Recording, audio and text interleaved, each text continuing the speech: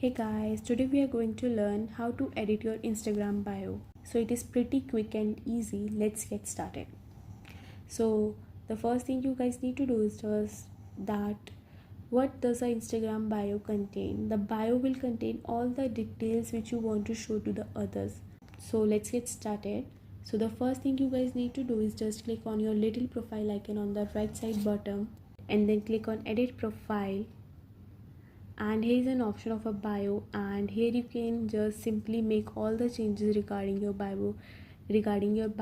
I have already made what I want to do, but always remember that there is a certain word limits that Instagram bio gives you.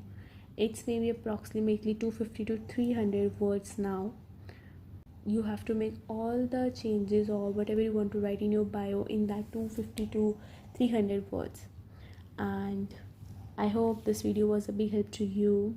If you find this video helpful, please do share with your friends and don't forget to subscribe to our channel.